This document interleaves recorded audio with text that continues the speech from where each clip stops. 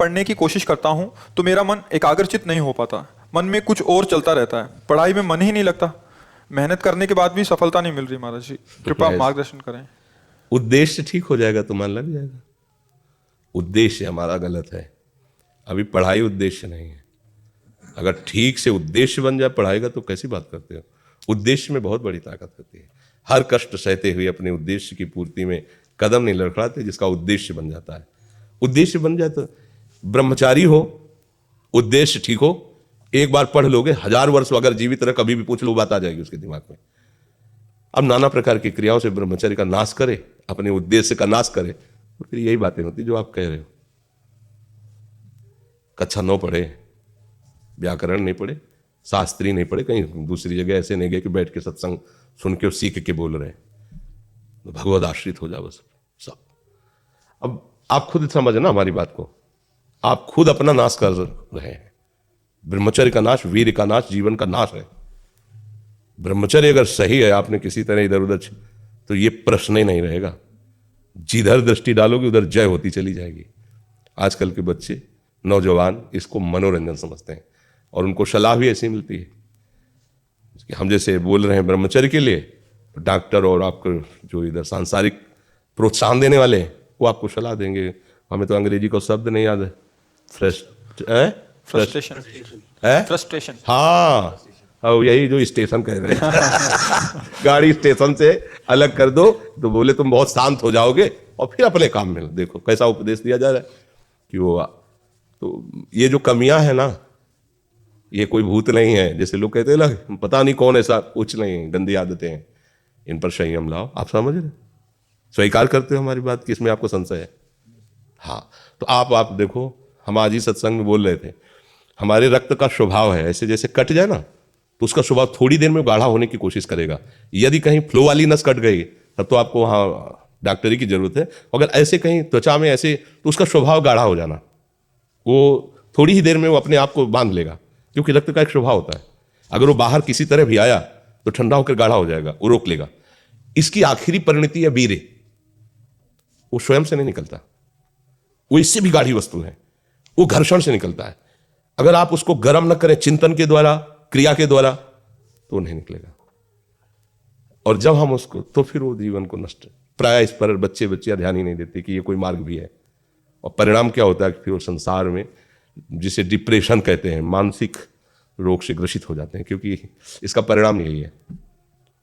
या तो आपको प्रमाद और आलस्य युक्त होकर समाज से अलग पड़ा रहना पड़ेगा, और या फिर आखिरी कि आत्महत्या कर लें, ऐसी सलाह आपका मन देगा, ऐसी स्थिति में पहुंचा देगा। इसलिए हमें लगता है जब तक ब्याह न हो तब तक ब्रह्मचर्य से रहो, ब्याह भी हो जाए तो संयम से रहे। ये जीवनी शक्ति है, इसी के साथ खिलवाड़ नहीं करना चाहिए। पढ़ाई लिखाई वो कैसे तुम्हें बताए, अभी आप छेड़ना मत। जैसे लोग कहते हैं ना, मैं बहुत परेशान हूं, कुछ करता नहीं हूं, ऐसा हो जाता है वैसा हो जाता है, तो आपको हम बता रहे रक्त का स्वभाव है जैसे, तो इसकी आखिरी परिणति है वो वीर। उसका स्वभाव नहीं है बहना, उसका स्वभाव ऐसा है, उसको जब तक ताप नहीं लगेगा तब तक वो बाहर नहीं हो सकता। आपने गलत अभ्यास किया, माना 2-4 महीने 5 महीने वो अपने अभ्यासवश पतित होगा, लेकिन आप छोड़िए, उसका चिंतन छोड़िए, उसकी क्रिया छोड़िए, अपने आप वैसे हो जाएगा। जैसे रक्त है, आप 1 महीने में देना शुरू करो, जो देने का नियत कितना, 100-200 ग्राम 500 ग्राम जो भी दिए, 300 जो भी आप दीजिए, हर महीने तैयार हो जाएगा। तो आप ना दीजिए तो आपके शरीर को अभ्यास हो जाएगा, आप दीजिए तो शरीर को अभ्यास हो जाएगा। वो शरीर, अगर आप रोज 300 तो फिर क्या होगा, आप मर जाओगे। समझ रहे हो ना, ऐसे शरीर की क्षमता, जैसे डॉक्टर जन के देखते हैं तुम्हारी क्षमता नहीं खून देने के, चलिए, क्योंकि अगर निकाल लोगे क्षमता नहीं तो उसकी हानि हो जाएगी। हाँ, तुम्हारी क्षमता है, तुम्हारे अंग ठीक है, तुम स्वस्थ हो, महीने में ऐसा या जो समय अवधि, सोचो रक्त की आखिरी परिणति वो है वीर। और आप क्या कर रहे हैं, रोज कई कई बार, आपका परिणाम क्या होगा? अगर रोज वो खून निकाला जाए तो आदमी की हालत क्या हो जाएगी? खून की आखिरी परिणति है, अन्न रस जो हमने पाया उसकी परिणति धीरे धीरे परिवर्तित होते हुए मांस, मज्जा, रक्त, इनके वो आखिरी सप्तम धातु है वीर। और उसके साथ ऐसा खिलवाड़, कैसा जीवन होगा आपका? तो इस पर कोई विचार ही नहीं करता, समझता है ये तो केवल बाबा जियों का विषय। नहीं, आप मनुष्य शरीरधारी हो, आपको भी संयम से चलना है।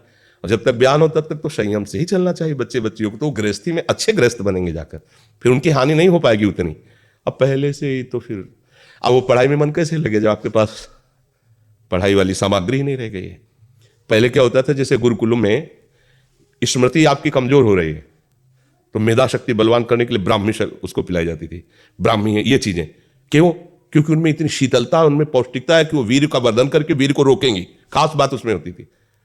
अब हम इस बात को ना समझ करके फ्रेंड बनाते हैं और वो विनाश का खेल खेलते हैं जो हमारी सारी सांसारिक और परमार्थिक दोनों उन्नति का नाश कर देता है।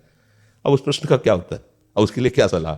आप सही ढंग से रहो, अच्छा खाओ पियो, थोड़ा व्यायाम करो, सबके प्रति पवित्र भाव, अभी आप आनंद में आने लगोगे। और जैसी आदतें आजकल हो रही, आनंद वाली तो है नहीं, ये तो पतन वाली ही है। 4 दोस्त मिलते हैं, मदिरा पान करते हैं, गांजा और तो और क्या ड्रग्स। आप बताओ क्या होगा? आप इतना विष डाल रहे हो अपने अंदर, इसलिए विषैली चीजें डाल रहे हो, ऐसी गंदी आदतें डाल, आपका जीवन क्या होगा? कैसा खिलवाड़ किया जा रहा है मनुष्य शरीर से, जबकि ये देव दुर्लभ देही है भगवत प्राप्ति, इसके साथ कैसा? तो बच्चों को ना तो सत्संग मिल रहा है, ना शास्त्र स्वाध्याय मिल रहा है, ऐसा ही संग मिल रहा है जो पतन का कारण क्या हो रहा है। अच्छा, बहुत पढ़े लिखे हो और शराब पी के नाली के कीड़े की तरह पड़े हो, माता पिता का अपमान कर रहे हो, मनमानी बेविचार कर रहे हो, पढ़ाई लिखाई क्या हुआ? पढ़ा लिखा से भाई विद्या तो वही जो विनय, पवित्रता, शालीनता, सभ्यता, नम्रता, ये तो सद्गुण विद्या में आज की रह नहीं रहे। पढ़े लिखे माता पिता को ऐसे डांट देते जैसे कोई नौकर से बात करता है, हम स्वतंत्र हैं। अरे विषयों के गुलाम तू कब स्वतंत्र हो गया? स्वतंत्र तो परमहंस जन होते हैं जिन्होंने इंद्रियों को अब जीत लिया और भगवदानंद में मस्त हो, वो स्वतंत्र हैं। इंद्रियों के गुलाम तुम स्वतंत्र हो, जो विषय जब चाहता है तुम्हें गिरा, तुम स्वतंत्र हो। माता पिता, गुरु, शास्त्र, इनकी परतंत्रता स्वीकार करने वाला ही स्वतंत्र होता है। ये मनमानी आचरण जो आजकल समाज में विस्तृत हो रहे हैं ना, ये पतन, अशांति और पाप का कारण बनते हैं, जो बहुत हानिकारक है। तो बच्चा सावधानी से रहो, जो बचा है उसको संभाल लो। जीवन जब से ज्ञान हो जाए तब से अपने को संभाल ले। भाई पूर्व में गलती हो गई, आगे सुधार लेते हैं।